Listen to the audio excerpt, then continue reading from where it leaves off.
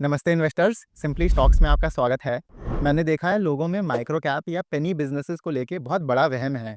वो कम दाम वाले स्टॉक्स को चेज करते रह जाते हैं कि 10-15 रुपए से कम का कोई शेयर मिल जाए, जबकि उनको ऐसे बिजनेसेस चेज करने चाहिए जिसमें अर्निंग्स ग्रोथ हो। माइक्रो कैप कंपनीज में अपॉर्चुनिटी देखने का सिंपल सा लॉजिक क्या होता है कि वो छोटी हैं साइज में, वो बिजनेसेस छोटे हैं और तेजी से अपने सेल्स और प्रॉफिट्स ग्रो कर लेंगे। मतलब 1 साल में अपना बिज़नेस डबल तक कर सकते हैं और हमारी बेट सही रही, फिर उसी के अकॉर्डिंग हमको रिवॉर्ड्स भी मिलेंगे। पर ग्रोथ कैसी है, बिज़नेस मॉडल क्या है, रिस्क्स क्या हैं, ये सब लॉजिक साइड में रख के लोग बस ये देखेंगे कि वो 10, 15, 20 रुपए का है। ना जाने कितनी बार हुआ है कि हमने कोई 100 रुपए के या 200 रुपए के माइक्रो कैप बिज़नेस को पेनी बिज़नेस बोल दिया, तो लोग हमसे कमेंट्स में लड़ने चले आते हैं कि नहीं, नहीं ये पेनी स्टॉक नहीं है। खैर, अगर आप एक स्मार्ट इन्वेस्टर हो तो आपको दाम से ज़्यादा बिज़नेस की ग्रोथ समझनी है। अभी अर्निंग सीज़न चल ही रहा है। मैं पर्सनली कई सारे माइक्रो कैप बिज़नेसेस को स्टडी और ट्रैक करता हूँ और ज़्यादातर के अच्छे रिज़ल्ट्स ही आ रहे हैं। इसलिए आज के इस स्पेशल वीडियो में मैं आपके साथ अपनी वॉच लिस्ट से 5 माइक्रो कैप बिज़नेसेस पर डिस्कशन कर रहा हूँगा, जिनके काफ़ी अच्छे रिज़ल्ट्स आए हैं, जिनका वैल्यूएशन अभी बहुत अच्छा है और इनके बिज़नेसेस में अच्छे रेट से ग्रोथ भी आ रही है। पर एज़ अ स्टैंडर्ड डिस्क्लेमर, ये कोई भी नाम बिल्कुल भी बाय या सेल रिकमेंडेशन नहीं है। ये बहुत ही छोटे और रिस्की बिज़नेसेस हैं, इसका आपको ध्यान रखना है। यहाँ हमारा मोटिव सिर्फ़ और सिर्फ़ इनके बिज़नेस मॉडल्स को समझना है। इसके साथ ही चलिए शुरू करते हैं।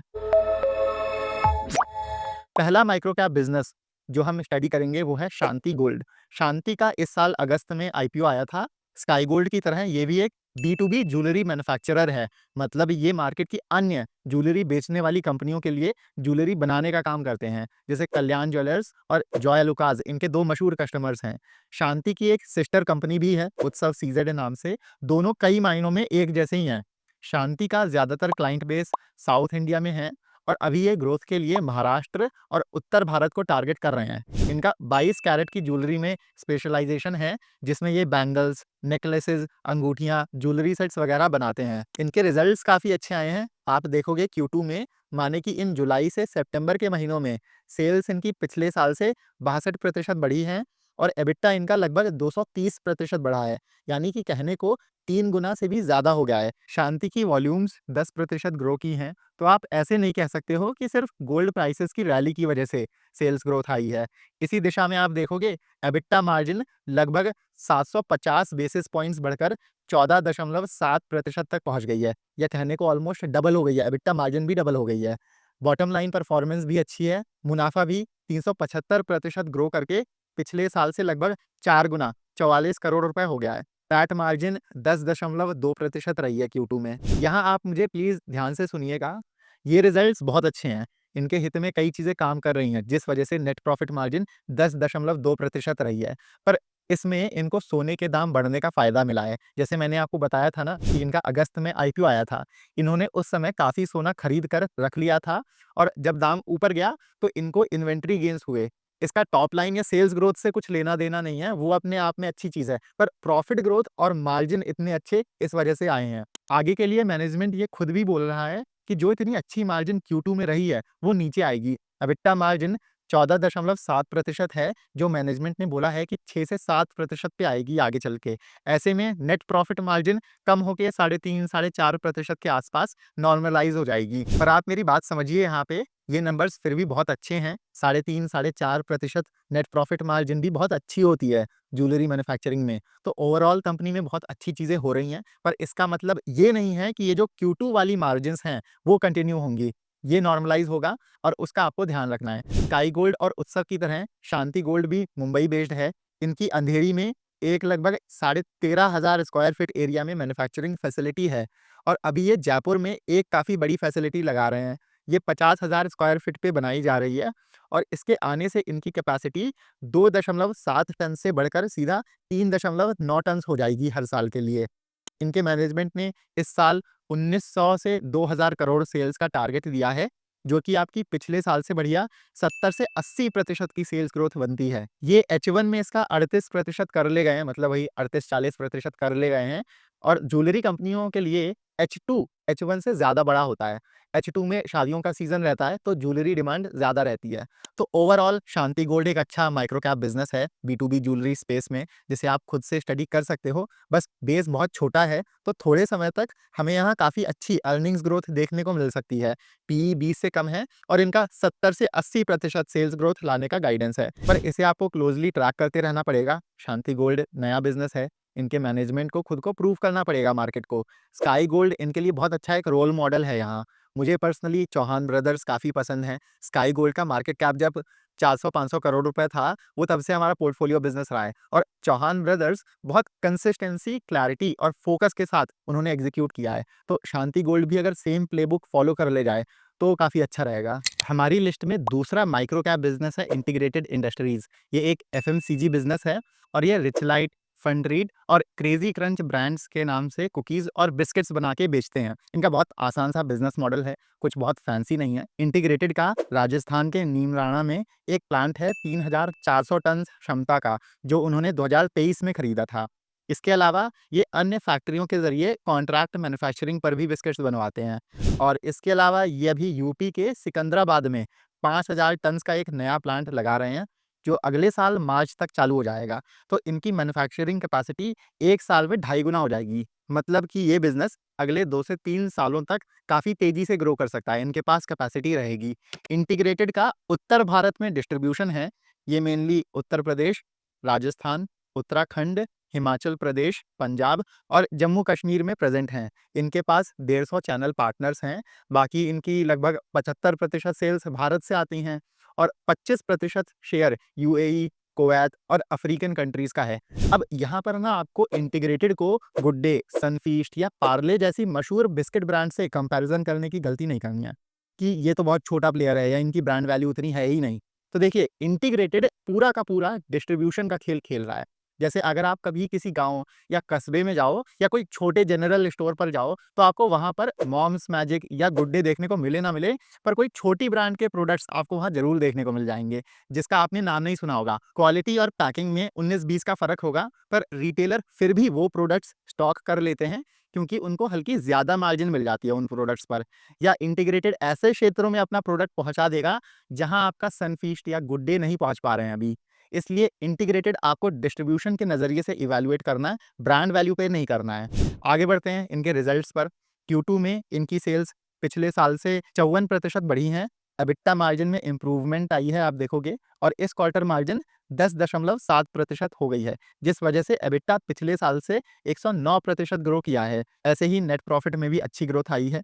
एबिटा के साथ-साथ नेट प्रॉफिट भी पिछले साल से डबल हो गया है। हाफ ईयरली बेसिस पर देखें, माने कि अप्रैल से सितंबर के 6 महीनों में इनकी सेल्स 64% बढ़ी हैं और इस दौरान प्रॉफिट भी डबल हुआ है। ये बहुत अच्छे नंबर्स हैं। H1 में सेल्स इनकी 537 करोड़ रुपए पहुंच गई हैं और नेट प्रॉफिट इनका 55 करोड़ रुपए रहा है। इनके मैनेजमेंट ने इस साल कम से कम अपनी सेल्स 50% से बढ़ाने का अनुमान दिया था और अब तक ये अपने टारगेट से बेहतर ही परफॉर्म करते आए हैं।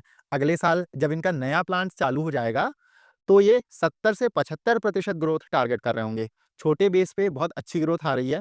मैं इस बिज़नेस को कुछ 3 क्वार्टर से अब ट्रैक कर रहा हूँ और मैनेजमेंट लगातार अच्छी परफॉर्मेंस डिलीवर करता आया है।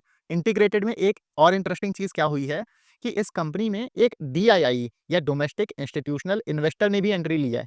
इनका बिज़नेस ना नर्चर वेल फूड्स नाम की सब्सिडियरी के अंडर ऑर्गेनाइज्ड है। माने कि इंटीग्रेटेड एक होल्डिंग कंपनी है और उसके अंडर नर्चर वेल फूड्स नाम की कंपनी आती है, जिसमें बिस्किट बिज़नेस इनका चलता है। और इधर आप देखोगे कि इंडिया इन्फ्लेक्शन अपॉर्चुनिटीज़ फंड ने या आईआईओएस ने इसमें 20% स्टेक एक्वायर की है।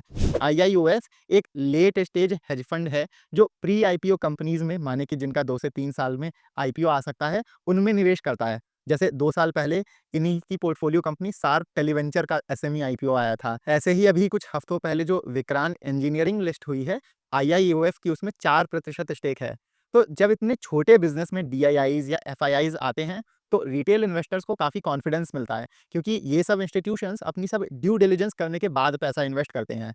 अब ये वीडियो शूट होते वक़्त इसका मार्केट कैप 600 करोड़ रुपए था और ये अभी 10 से भी कम के पी रेशियो पर ट्रेड कर रहा है। भले ही इंटीग्रेटेड माइक्रो कैप है, पर फिर भी ये बहुत कम वैल्यूएशन है इसके लिए। थोड़ा प्रीमियम या थोड़ी और इज़्ज़त तो इंटीग्रेटेड ज़रूर डिज़र्व करता है। इसलिए मैं इसे हाई ग्रोथ और हाई वैल्यू दोनों कैटेगरीज़ में डालूँगा। अब देखिए, ये बिज़नेसेस अभी अच्छे हैं क्योंकि रिज़ल्ट्स अच्छे आए हैं, पर 3 महीने बाद या 6 महीने बाद ये अच्छे रहेंगे कि नहीं, इसकी कोई गारंटी नहीं है। ये तो सबको पता है कि लॉन्ग टर्म इन्वेस्टिंग करनी चाहिए, पर आप ऐसे सोचो कि आप किसी भी कंपनी को लॉन्ग टर्म के लिए तभी होल्ड करोगे ना, जब उसके हर क्वार्टर, हर साल अच्छे रिजल्ट्स आते रहेंगे, वरना लॉन्ग टर्म इन्वेस्टर्स तो वोडाफोन आइडिया और रिलायंस पावर जैसी कंपनियों के भी रहे हैं।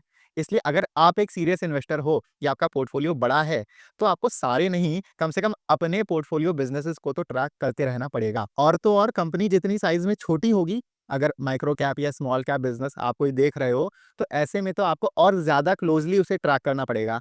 यहाँ बहुत स्पीड से चीज़ें बदलती हैं। आप बिल्कुल भी कैजुअल नहीं हो सकते हो छोटी कंपनीज़ को लेकर। बाय एंड फॉरगेट वगैरह यहाँ नहीं चलता है। पर दिक्कत क्या आती है रिटेल इन्वेस्टर्स के साथ, कि उनको पता ही नहीं चलता है कि कब किस कंपनी के रिजल्ट्स आ रहे हैं, और पता भी चल जाए तो ये नहीं समझ में आता है कि उन रिजल्ट्स को स्टडी कैसे करें। और तो और इतनी सारी कंपनियां हैं मार्केट में 5000 के आसपास, तो किस किस को ट्रैक करें। तो इसलिए हमने सीरियस इन्वेस्टर्स के लिए पर्सनल व्हाट्सएप कम्युनिटी बनाई है, जहां हम 150 से ज़्यादा अच्छे-अच्छे बिज़नेसेस को क्लोज़ली ट्रैक करते हैं। उनके business model, valuation, risk factors, कैसे रिजल्ट्स आ रहे हैं, सब पर डिटेल में डिस्कशन होता है। यहाँ हम अपना पोर्टफोलियो भी शेयर करते हैं और वन ऑन वन आपके सारे डाउट्स भी क्लियर करते हैं।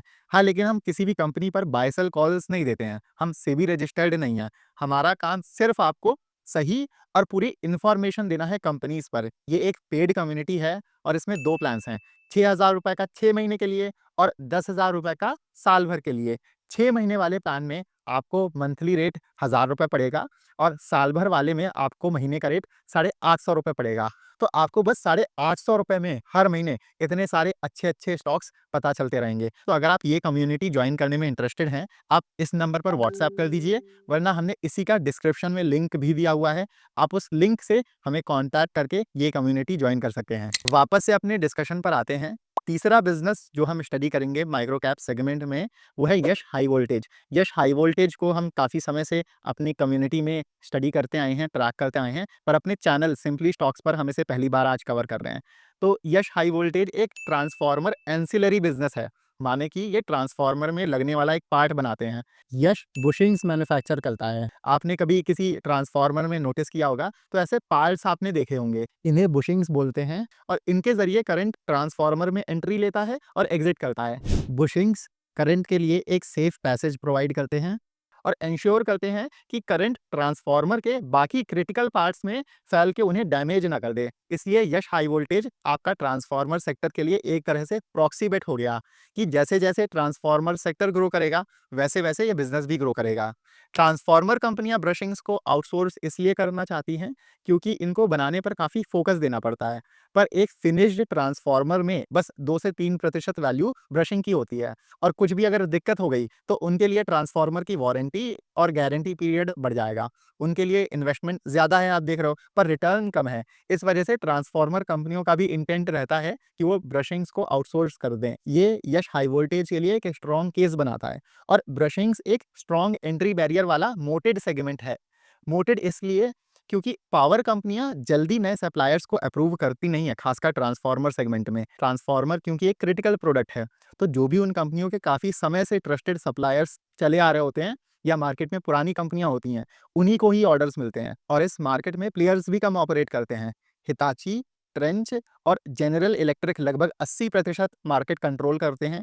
इंडियन मार्केट की बात करें तो यश हाई वोल्टेज सीजी पावर, भेल, एमआईएम और टेल्क से compete करता है। इनके पास अभी 245 किलोवाट तक के छोटे ट्रांसफॉर्मर्स की ब्रशिंग्स बनाने की एक्सपर्टीज है, पर अब ये भविष्य में 550 किलोवाट तक के बड़े ट्रांसफॉर्मर्स के ब्रशिंग्स भी बना रहे होंगे। उसमें भी ये यूएसए, यूरोप और मिडिल ईस्ट में एक्सपोर्ट्स टारगेट कर रहे होंगे। ऐसे में आगे चल के यश के मार्जिन्स बढ़ेंगे और हमें इस बिजनेस में ग्रोथ के साथ साथ अच्छा मार्जिन एक्सपेंशन भी देखने को मिलेगा। अब इनके हम लोग रिजल्ट्स देख लेते हैं। यश हाई वोल्टेज क्योंकि एक एसएमई कंपनी है, तो इनके रिजल्ट साल में 2 बार आते हैं, 4 बार नहीं आते हैं। आप देखोगे कि H1 में, माने कि अप्रैल से सितंबर के महीनों में, इनकी सेल्स पिछले साल से 79% या लगभग 80% बढ़कर 102 करोड़ रुपए हो गई हैं। इसी दिशा में एबिटा भी इनका 110% बढ़ा है। कंपनी को अच्छी ऑपरेटिंग लेवरेज मिली है, जिसके चलते इनका नेट प्रॉफिट पिछले साल से 119% ग्रो किया है। साल के 6 महीनों में इनका 14 करोड़ का नेट प्रॉफिट रहा है। यश हाई वोल्टेज के फंडामेंटल्स भी काफ़ी अच्छे हैं। आप इस स्क्रीनशॉट में देखोगे तो इनका डेट टू इक्विटी रेशियो बस 0.2 है। पिछले साल कंपनी का आरओई 23% और आरओसीई 31% रहा है। इनका हाल ही में आईपीओ आया था, तो बैलेंस शीट एक्सपैंड हुई है, इसलिए इस साल के रिटर्न रेशियोज आपको कम लगेंगे। बाकी H1 में कंपनी की एबिटा मार्जिन 23% और नेट प्रॉफिट मार्जिन बढ़िया 14% रही है। और जैसे कि मैंने आपको बताया था कि ये भविष्य में आरआईपी ब्रशिंग्स एक्सपोर्ट कर रहे होंगे, तो आगे चल के हमें यहाँ मार्जिन एक्सपेंशन भी देखने को मिलेगा। यश का वैल्यूएशन आपको हाँ थोड़ा प्रीमियम लगेगा। ये बिजनेस 50 के पीई पर ट्रेड कर रहा है, पर इसमें ग्रोथ ओवरऑल बहुत अच्छी आ रही है। जैसे इस H1 में ही सेल्स इनकी 79 से 80% बढ़ी हैं और मीडियम टर्म में मैनेजमेंट ने अपनी सेल्स 35% सीएजीआर से ग्रो करने का अनुमान दिया है। मार्जिन एक्सपेंशन भी यहाँ एक ट्रिगर है, जो हमें अगले या उससे अगले साल शायद से इस बिजनेस में देखने को मिलेगा। बाकी हम बोल भले रहे हैं कि ये एक माइक्रो कैप बिजनेस है, पर आप देखोगे कि माइक्रो कैप में भी अच्छा खासा बड़ा बिजनेस है। 1400-1500 करोड़ मार्केट कैप है इसका। ऐसे में यश हाई वोल्टेज एक हाई ग्रोथ प्रॉक्सी स्टॉक है, जिसे आप एक बारी खुद से स्टडी कर सकते हैं। इंटीग्रेटेड या शांति गोल्ड के कंपैरिजन में ऑब्वियसली वैल्यूएशन थोड़ा हाई है, पर ये एज अ बिजनेस मॉडल उनसे हल्का ज़्यादा स्ट्रॉन्ग है। चौथा बिजनेस जो हम स्टडी करेंगे वो है जीएसएम फॉइल्स। जीएसएम फार्मा कंपनियों के लिए दवाई के जो पत्ते होते हैं ऐसे, उन्हें बनाने का काम करती है। इनके पास 65 से 70 फार्मा कंपनीज का कस्टमर बेस है, जिनके लिए ये ब्लिस्टर फॉइल्स और एल्यूमिनियम फॉइल्स बनाते हैं। ये बहुत छोटा बिजनेस है, बस 300 करोड़ के अराउंड मार्केट कैप है इनका। यहीं पर आप इनका वैल्यूएशन भी देख सकते हो। जीएसएम अभी 20 के पीई पर ट्रेड कर रहा है। पर एक बात जो मुझे जीएसएम में काफ़ी अच्छी लगती है कि इतने छोटे बेस पर भी इनका मैनेजमेंट इन्वेस्टर्स के साथ कॉन कॉल्स कर रहा है और इन्वेस्टर प्रेजेंटेशंस निकाल रहा है, और वो भी क्वार्टरली बेसिस पर। हम लोग एक दो बार पहले भी जीएसएम को अपने चैनल पर स्टडी कर चुके हैं, इसलिए इस पर ज़्यादा टाइम नहीं देंगे, सीधा इनके रिजल्ट्स पर आते हैं। Q2 में सेल्स इनकी पिछले साल से बढ़िया 86% बढ़कर 58 करोड़ रुपए हो गई हैं। एबिटा मार्जिन 1% के आसपास बढ़ के 11.5% के आसपास हो गई है, और जो बॉटम लाइन है यानी कि प्रॉफिट आफ्टर टैक्स, उसमें तो 107% की ग्रोथ देखने को मिली है। यह कहने को मुनाफा पिछले साल से डबल से भी ज़्यादा हो गया है। बाकी हाफ ईयरली बेसिस पर देखें तो सेल्स 111% ग्रो करके साल के 6 महीनों में 110 करोड़ रुपए हो गई हैं। इस पर कंपनी ने 8 करोड़ का मुनाफा कमाया है। तो हम ये सब देख के कह सकते हैं कि इस बिज़नेस में बहुत अच्छी ग्रोथ आ रही है और ये अच्छी डायरेक्शन में भी जा रहा है। जीएसएम के मैनेजमेंट ने इस साल के लिए 200 से 250 करोड़ की सेल्स का अनुमान दिया था, जो कि इनके लिए पिछले साल से बहुत बढ़िया 50 से 85% की सेल्स ग्रोथ बनती है। पर हम देख रहे हैं कि अब तक इनकी परफॉर्मेंस इनकी गाइडेंस से भी ज़्यादा रही है। सेल्स ग्रोथ गाइडेंस 50 से 85% थी। H1 में सेल्स ग्रोथ 111% रही है। तो हम ये कह सकते हैं कि मैनेजमेंट अपने दिए हुए टारगेट से बेहतर ही परफॉर्म करता आया है। इनके पास अभी फिलहाल महाराष्ट्र के वसाई में लगभग 8000 स्क्वायर फीट एरिया की मैन्युफैक्चरिंग फैसिलिटी है, और फ्यूचर एक्सपेंशन के लिए इन्होंने अहमदाबाद में एक नई लैंड रेंट पर ली है, जहां ये 17,000 स्क्वायर फीट कारपेट एरिया का नया प्लांट लगा रहे होंगे। इनका वसाई प्लांट अभी 70 से 72% के कैपेसिटी यूटिलाइजेशन पर चल रहा है, और जो इनका अहमदाबाद वाला प्लांट है वो दिसंबर के पहले या दूसरे वीक में चालू हो जाएगा, और इनका टारगेट रहेगा कि मार्च तक यानी कि इस फाइनेंशियल ईयर के अंत तक ये इसे 50% कैपेसिटी यूटिलाइजेशन पर पहुंचा दें। तो हमारे पास जीएसएम में ग्रोथ प्लान्स पर भी अच्छी क्लैरिटी है। इस बिजनेस को भी आप एक बारी खुद से स्टडी कर सकते हैं। एक और माइक्रो कैप बिजनेस जिसके Q2 में काफी अच्छे रिजल्ट्स रहे हैं वो है सेजल ग्लास। ये मशहूर एस इन्वेस्टर सुनील सिंघानिया का भी पोर्टफोलियो बिजनेस है। अभी हाल ही में 2 हफ्ते पहले ही हमने सेजल का एक दूसरी वीडियो में Q2 रिजल्ट्स एनालिसिस किया है, इसलिए उसको हम फिर से नहीं कवर करेंगे इस वीडियो में। मैं उस वीडियो का आपके लिए टाइम स्टैम्प के साथ डिस्क्रिप्शन में लिंक डाल दूंगा, आप उसे वहां से याद से देख लीजिएगा। बाकी अगर आपको ये वीडियो पसंद आया है तो इसे लाइक ज़रूर करिएगा। साथ में आप हमारे चैनल सिंपली स्टॉक्स को भी सब्सक्राइब कर सकते हो। ये सारे के सारे माइक्रो कैप्स में बहुत स्पेशल पर हिडन स्टॉक्स हैं जो हमने आज कवर किए हैं। ये रिसर्च करने और इन्हें स्टडी करने में काफ़ी समय जाता है और काफ़ी मेहनत लगती है। तो अगर आप लाइक्स और सब्सक्राइब्स के ज़रिए हमें सपोर्ट करोगे, तो हम आपके लिए ऐसी और वीडियोज़ ला पाएँगे। बाकी अब आप मुझे कमेंट्स में बताओ कि आप कौन-कौन से माइक्रो कैप बिज़नेसेस ट्रैक करते हो? कई बारी होता क्या है कि हमें अपनी वीडियोज़ के कमेंट्स में ही बहुत अच्छे-अच्छे नाम सुनने को मिल जाते हैं। अगर कोई अच्छा बिज़नेस हुआ, तो उस पर भी हम अलग से वीडियो ला सकते हैं। मिलते हैं अब हम आपसे अगले वीडियो में। Happy investing.